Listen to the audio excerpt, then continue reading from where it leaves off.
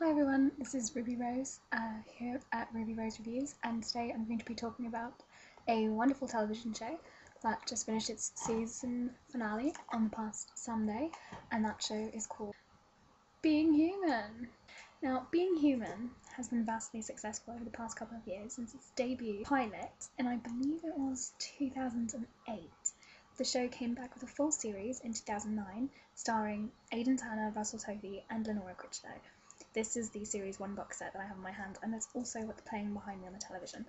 The series became so successful that, in addition to commissioning a second and third and even fourth series, there's also a series of novels that came about based on the series.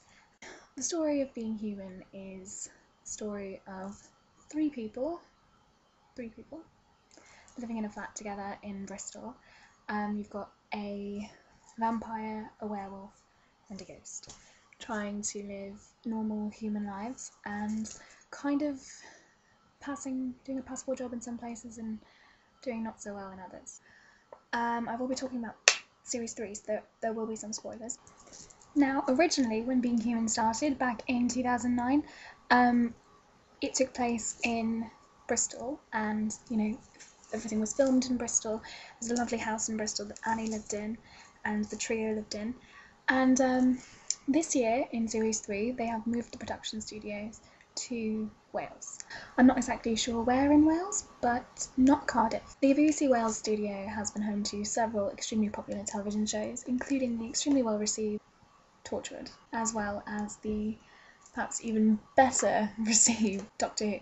A lot of people, I think, were quite unsure about the idea of switching to Bristol and switching from Bristol. The first thing that is established in the third series is that the trio are no longer in Annie's house, the sort of pink house on the corner in Bristol. They're no longer in that house, which I think was a very good decision for two reasons. The first of which being the fact that they're not trying to just recreate Bristol in Wales, which I think would have been a really bad decision.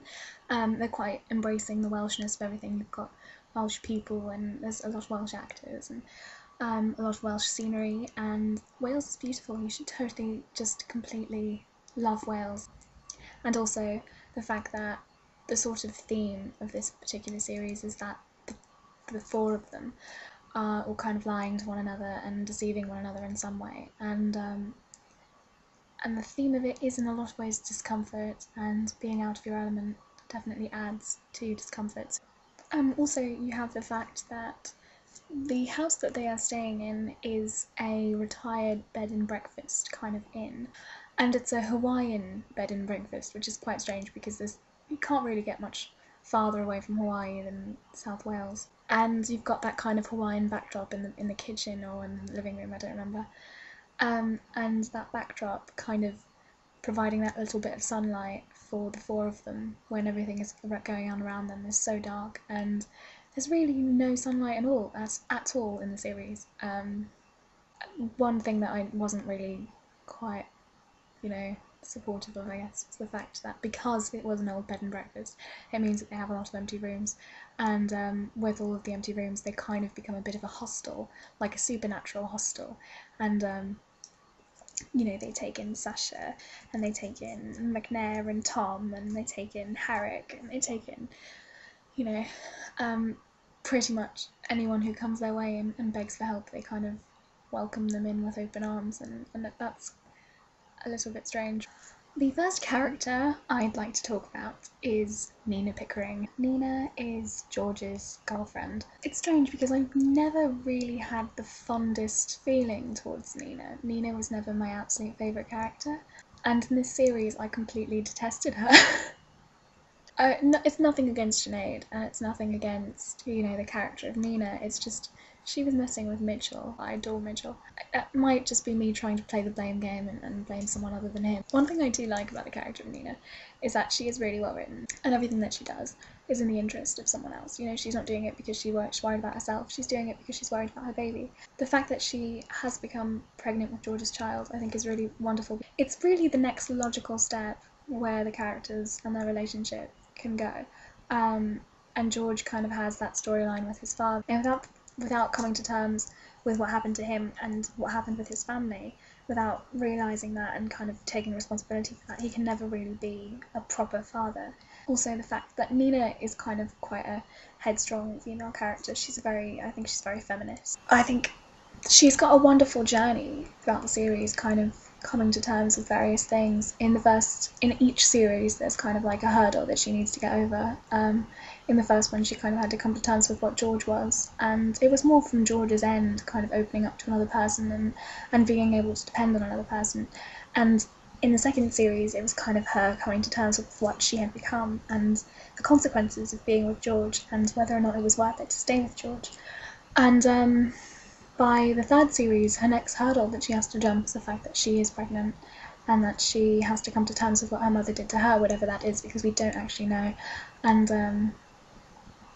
come to terms with being a supernatural and being a mother and realising what's best for her and what's best for her family might not be best for her friends.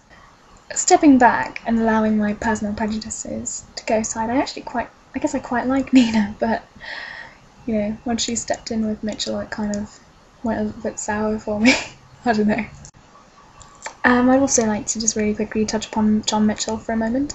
I think Aidan Turner's got this wonderful personality, that he has this ability to make you fall in love with a character that's completely horrendous, and you should never ever forgive someone for being able to kill 20 people and just kind of look the other way and decide that it didn't matter because the character is so well written and so well flawed, and you just want him to succeed, you just want him to have, you know, this happy ending. I guess a lot of people are kind of suggesting that Mitchell's death suggests that, you know, the only way out of an addiction is to commit suicide. I would like to put something into your minds that I've read, apparently, I think it's on the blog, I think it was on the Being Human blog. It hadn't occurred to me until after I'd read it. This is the first season in which John Mitchell does not consume a single drop of blood. Yeah, I think at this point he finally overcame the addiction, and I thought his death scene was very beautiful. But so for the record, yes, I do think that Mitchell came to his natural conclusion. You kind of watch the downfall of John Mitchell throughout the season. In series 2, when he, you know, goes off the rails and there's the Box Tunnel 20, from that point on you can see him unravelling, and I think that's so sad. You can just watch him falling apart throughout the end of the second series and throughout the beginning of the first. This sort of idea that his conscience in the end is what won out, and that he finally does get a bit of redemption. I also loved the fact that he and Annie finally got together in this season. I think that they finally, how many people have been complaining since day one, you know, I think it was episode 2 of series 1 that he kissed her, and it's just, they were so perfect for each other right from the start. It's like we knew it was going to happen, and it finally happened. I do believe that he loved her. I do believe that it was something special with Annie, and I'm so sad that it's over. The next thing I'd like to talk about is the fantastic list of co-stars in this particular season of Being Human. In episode 1, it's kind of like a really quick here I am, here I'm not kind of role, but definitely one that I personally think is worth mentioning. Kind of like a familiar face for a lot of people, I think, who watch the series. Kai Owen, who plays Rhys Williams in the other BBC Wales television show called Torchwood. Yes, you're in Wales, so it's great to see, you know, a Welsh name, a Welsh face that a lot of people are familiar with. Also, in the first episode, you've got Lacey Turner from EastEnders, which I've never actually seen. She was completely, utterly fantastic as Leah, and she is more than anything else. Even though she is extremely cynical and she is extremely vengeful, she's nothing more in a lot of ways than a child who, you know, is kind of throwing a fit and ends up manipulating the entire universe. Well, or at least the entire universe within the dynamic of the foursome. Annie says it to her at one point, you know, she's completely out of her depth. In episode 3, there is a zombie, which admittedly, when I heard there was going to be a zombie, I was quite I don't want to say gutted, but I'm going to say extremely apprehensive. I didn't think it was going to work at all. I thought it was going to be awful. I was not looking forward to it in the slightest. I thought it was going to be so horrendous. I really do think that the only production team capable of taking a zombie story and making it not horrendous is the Being Human team, because Being Human is a fantastic show that will always, you know, push things to the limit and take something that's going to sound awful and make it completely brilliant. Her name is Sasha, and she's played by Alexandra Roach, who is a wonderful Welsh actress. And Sasha's story is so tragic, you know, the fact that she died and she's still got a body, but her body is falling apart around her, and she's kind of in denial about what is happening to her, and the fact that she is clinging to what is left of her life and being completely tortured by the fact that she's alive but not really alive, you know, that her mind is still alive but she's not there anymore. The wonderful Jason Watkins, who is back as Herrick. It's a huge testament to Watkins. Take that character from being someone who's terrifying and horrific and evil and just creepy, and have him turned into a completely, just a petulant child, you know, and a scared child and a helpless child, and someone who's really not that threatening at all, even though, you know, we all know that he's threatening, he just doesn't seem it, you know.